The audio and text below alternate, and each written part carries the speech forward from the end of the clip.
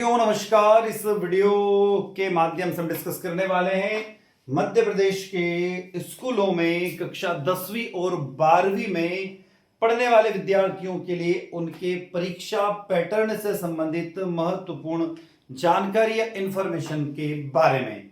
ये जो न्यूज है ये हम बात कर रहे एमपी बोर्ड की परीक्षा प्रणाली में बड़ा बदलाव होने वाला है। सीबीएसई की तर्ज पर होंगे प्रश्न, लघु उत्तरी प्रश्नों में विकल्प की सुविधा अब खत्म की जाएगी। तो जो 2027 से एमपी बोर्ड की मेन एग्जाम या सेकंड जो एग्जाम होगी उसमें जो 2 नंबर के क्वेश्चन आते हैं उसमें जो अथवा या और का विकल्प होता है वो अब खत्म करने के बारे में विचार किया जा रहा है या फिर हम कहेंगे वो खत्म होने जा रहा है। न्यूज कहां से निकल कर आई? तो न्यूज हमने ली है, जो न्यूज हम आप तक लेकर आ रहे हैं वो जागरण जोश न्यूज से .com से हमने लिए और इसका जो पूरा सौजन्य है वो जागरण जोश न्यूज.com है। न्यूज निकल कर आई है तो इसमें माध्यमिक शिक्षा मंडल ने सत्र 2026-27 से 9वीं से 12वीं तक की परीक्षा के लिए सीबीएसई की तर्ज पर नई अंक योजना और प्रश्न पैटर्न जारी किया है। अब अति लघु उत्तरी प्रश्न अधिक होंगे और तार्किक सवाल पूछे जाएंगे और लघु उत्तरी प्रश्नों में विकल्प आपको नहीं मिलेगा। चलते हैं, बात करते हैं।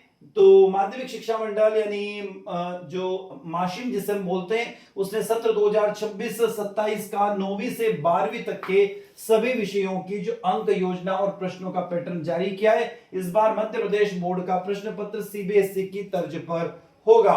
10वीं और 12वीं बोर्ड परीक्षाओं के विद्यार्थियों को अति लघु उत्तरीय प्रश्न यानी कि जो 2 नंबर वाले प्रश्न होते हैं उन्हें ज्यादा हल करने होंगे। लघु उत्तरी और दीर्घ उत्तरी प्रश्नों की संख्या कम की गई है। तो सीधे नहीं तर्क आधारित प्रश्न पूछे जाएंगे इस बार की खास बातें। तो परीक्षा में प्रश्न अब सीधे सीधे अब विद्यार्थियों से नहीं पूछे जाएंगे बल्कि तार्किक यानी कि लॉजिकल क्वेश्चंस पूछे जाएंगे। इसके लिए विद्यार्थियों को पूरे पाठ्यक्रम यानी पूरे सिलेबस को पढ़ना होगा। बता दें कि अभी तक दीर्घ उत्तरी प्रश्न 4 होते थे लेकिन अब लघु उत्तरी व दीर्घ उत्तरी प्रश्नों की संख्या 3-3 कर दी गई है। मतलब कि जो लॉन्ग आंसर टाइप क्वेश्चंस होते थे उनका नंबर्स अभी तक 4 था लेकिन अब शॉर्ट आंसर जो क्वेश्चन है और उसके अलावा जो लॉन्ग आंसर क्वेश्चन है उनके नंबर्स 3-3 कर दिए गए। साथ ही जो एकदम जो शॉर्ट आंसर क्वेश्चन होते हैं उनमें जो ऑप्शन होते थे अथवा या और का वो हटा दिया गया है। अब सीबीएसई पैटर्न पर बनेंगे प्रश्न पत्र। खास बात है कि जो एनसीईआरटी एमपी बोर्ड जो है वो एनसीईआरटी का सिलेबस फॉलो कर रहा है तो उसी पर आपका क्वेश्चन पेपर तैयार किया जाएगा। तो माध्यमिक शिक्षा मंडल भोपाल यानी एमपी बोर्ड ने कक्षा 9वीं से 12वीं तक के सीबीएसई पैटर्न पर किताबें लागू कर दी है क्योंकि जो स्कूल में पढ़ाई होती है वो एनसीईआरटी की किताबों से होती है यानी कि सीबीएसई बेस्ड से पेपर होता है और परीक्षाएं भी उसी आधार पर होती है। तो पाठ्य पुस्तक निगम द्वारा सभी किताबों का प्रकाशन भी इसी अनुसार किया जाता है। तो यहां पर देखिए किस तरीके की अंक योजना होगी। तो कक्षा 10वीं का जो पेपर होगा जो कि 75 नंबर का पेपर होता है तो उसमें वस्तुनिष्ठ प्रश्न जो होंगे यानी मल्टीपल चॉइस क्वेश्चन या ऑब्जेक्टिव बेस्ड क्वेश्चन जो होंगे वो 30 नंबर के रहेंगे। वैकल्पिक प्रश्न 6 अंक का रहेगा। फिलिंग द ब्लैंक्स जो रहेंगे वो 6 मार्क्स का, ट्रू एंड फॉल्स 6 मार्क्स का, मैच द कॉलम यानी कि सही जोड़ी 6 नंबर की और वन वर्ड यानी एक वाक्य 6 नंबर का।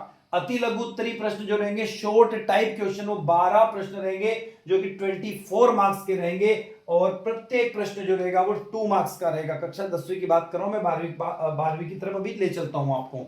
फिर उसके अलावा जो लघु उत्तरी प्रश्न होंगे यानी कि शॉर्ट आंसर टाइप क्वेश्चन है वो 3 रहेंगे और टोटल 9 नंबर का रहेगा और ईच क्वेश्चन कंटेन 3 मार्क्स यानी प्रत्येक प्रश्न 3 नंबर का रहेगा। इसी तरीके से दीर्घ उत्तरी प्रश्न 3 रहेंगे और प्रत्येक प्रश्न 4 अंक का रहेगा और टोटल 12 अंकों का समावेश रहेगा। तो अति लघु उत्तरी प्रश्न जो रहेंगे यानी कि शॉर्ट आंसर टाइप क्वेश्चन रहेंगे उनका नंबर 12 रहेगा और वो 24 नंबर का पूरा आपका एरिया रहेगा। यदि 12वीं की तरफ चलते हैं, कक्षा 12वीं में जिन विषयों में प्रैक्टिकल नहीं होते हैं जैसे कि मैथ्स हो गया प्रैक्टिकल नहीं होता है, इसके अलावा हिंदी हो गया, इंग्लिश हो गया, इकोनॉमिक्स हो गया, इसके अलावा आपका पॉलिटिकल साइंस, इकोनॉमी, सोशियोलॉजी जो भी सब्जेक्ट हैं या फिर बिजनेस एडमिनिस्ट्रेशन हो गया, अकाउंटिंग होगी, इकोनॉमिक्स हो गया, तो इनमें जो पेपर होगा आपका 32 मार्क्स का तो आपका मल्टीपल चॉइस क्वेश्चन या ऑब्जेक्टिव बेस्ड क्वेश्चन रहेंगे नहीं वस्तुनिष्ठ प्रश्न रहेंगे।